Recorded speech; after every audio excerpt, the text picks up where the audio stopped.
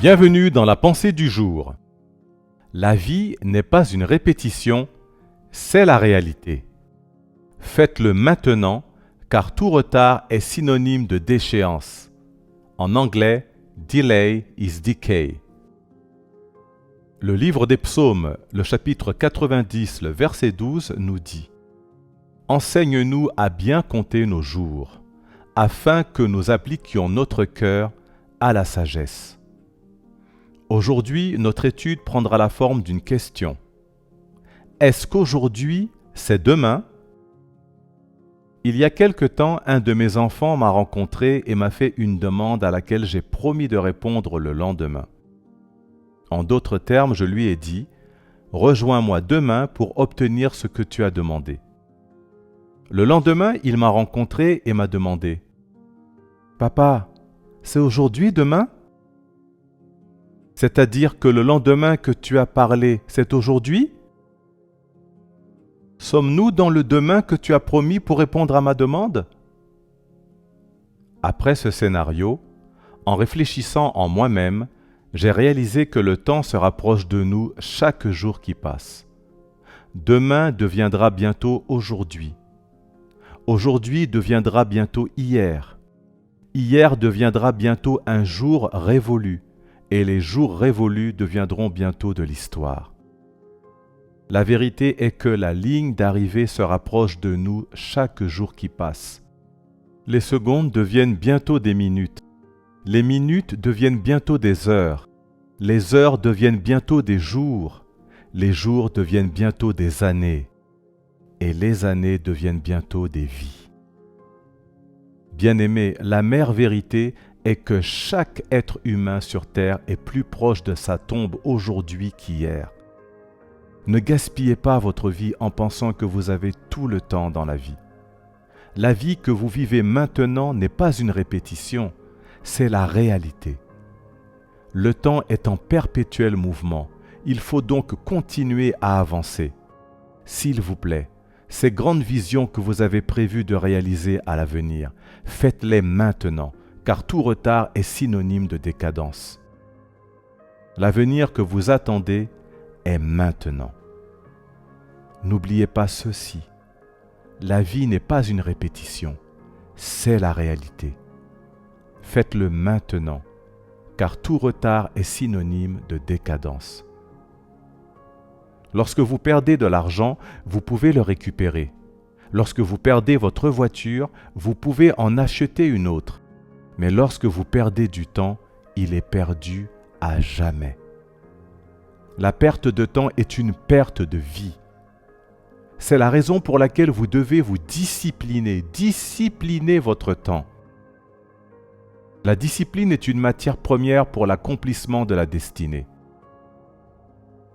L'Épître aux Hébreux, le chapitre 12, le verset 11 nous dit « Il est vrai que tout châtiment semble d'abord un sujet de tristesse et non de joie, mais il produit plus tard pour ceux qui ont été ainsi exercés un fruit paisible de justice. » Selon le serviteur de Dieu, le bishop David Oyedepo, la discipline consiste à faire ce qui est nécessaire pour atteindre ce que l'on souhaite.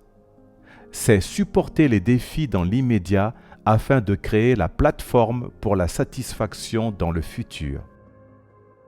La vérité est que la discipline est le fondement de l'avenir. L'avenir de David aurait été voué à l'échec si son style de vie n'avait pas été axé sur la discipline. David est pratiquement devenu le roi d'Israël grâce à la discipline. D'après le premier livre de Samuel, le chapitre 18, le verset 18.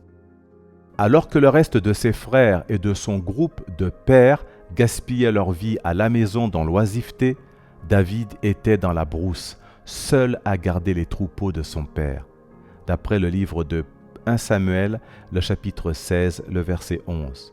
Il n'est donc pas étonnant qu'il a été oint roi sur ses frères aînés et sur toute la nation d'Israël par le prophète Samuel. En d'autres termes, la discipline l'emporte toujours sur l'indolence. Bien-aimés, la discipline est ce qui construit les gens. Si vous voulez être grand dans la vie, vous devez être discipliné. Il n'y a pas de destinée pour les indisciplinés. Il n'y a pas d'avenir pour les indolents. Et il ne peut y avoir de perspective pour les désinvoltes. Le choix de la discipline, c'est le choix de l'accomplissement maximal de la destinée. Disciplinez également votre vie en ayant un bon témoignage devant Dieu et devant les hommes. Bien-aimés, votre témoignage sur terre est crucial pour votre destination finale. En tant que patron, comment traitez-vous les gens? En tant que mari, comment traitez-vous votre femme? En tant que femme, comment traitez-vous votre mari? En tant que patron, comment traitez-vous les personnes qui travaillent pour vous? Les privez-vous de leur salaire et de leurs droits? Détournez-vous leurs allocations pour les mettre dans votre poche? En tant qu'employé, faites-vous un travail minable ou médiocre parce que vous pensez que ce n'est pas votre affaire privée? Madame, comment traitez-vous votre employé de maison? Est-il ou elle un objet de haine? Ou vous en occupez-vous de la même manière que vous vous occupez de vos enfants? Quel est votre témoignage sur terre? La vie est accompagnée et attestée par des témoignages. À propos de Samuel, par exemple, la Bible dit, dans le premier livre de Samuel au chapitre 12, les versets 3 à 4, « Je me tiens aujourd'hui devant vous. Répondez-moi devant l'Éternel et devant celui qui a reçu son onction. De qui ai-je pris le bœuf? De qui ai-je pris l'âne? Ai-je exploité ou opprimé l'un de vous? De qui ai-je accepté un présent pour fermer les yeux sur sa conduite? Dites-le, et je vous rendrai tout ce que j'aurais pris injustement. » Ils lui répondirent, « Tu ne nous as ni exploités, ni opprimés, et tu n'as jamais rien accepté de personne. » La vérité est que si les gens autour de vous ne pensent pas que vous êtes chrétien, alors vous ne l'êtes pas. Soyez bons avec les gens. Semez la graine des bonnes actions dans la vie des gens, et vous en récolterez les fruits dans le temps et dans l'éternité. Voici les tâches à accomplir. Prenez chaque jour comme si c'était le dernier, parce qu'un jour, ce sera le dernier. Abordez la vie avec urgence, car vous n'avez pas l'éternité pour accomplir votre destin. Ne perdez jamais votre temps et ne laissez personne le faire à votre place. Décidez consciemment d'être discipliné dans tout ce que vous faites. Décidez de maintenir un témoignage positif devant Dieu et les hommes. Vous ne pourrez peut-être pas plaire à tout le monde, mais veillez à ce que votre conscience soit claire et nette en ce qui concerne vos relations avec les gens. Prions ensemble. Seigneur, aide-moi à vivre la vie que je suis censé vivre. Je reçois la transmission et la grâce de l'urgence et la grâce d'accomplir ma destinée à temps, Seigneur, au nom de Jésus. Délivre-moi de l'esprit d'indiscipline. Je reçois la grâce d'accepter les responsabilités, quel qu'en soit le prix. Je te demande de me pardonner si j'ai maltraité des gens dans le passé. Je reçois la grâce d'être équitable, impartial et juste dans mes relations avec les personnes qui entrent en contact avec moi, Seigneur, au nom de Jésus. Recevez la grâce de vivre votre vie avec un sentiment d'urgence. Que l'huile de la royauté vienne sur votre tête, sur les ailes de la discipline, en cette saison. Recevez la grâce de marcher comme le Maître dans vos relations avec votre entourage, au nom de Jésus-Christ de Nazareth.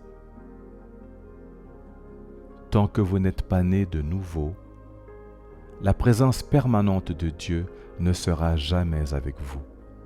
Vous devez naître de nouveau pour jouir d'une victoire continue. Veuillez, s'il vous plaît, répéter cette prière après moi. Seigneur Jésus, viens dans ma vie. Je t'accepte comme mon Seigneur et mon Sauveur personnel.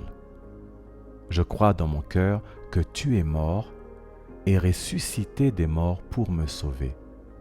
Merci Seigneur de m'avoir sauvé. Au nom de Jésus-Christ. Amen. Et voici notre citation d'aujourd'hui. La personne que vous regardez de haut peut être celle que vous recherchez. Traitez les gens de la même façon. Que Dieu vous bénisse.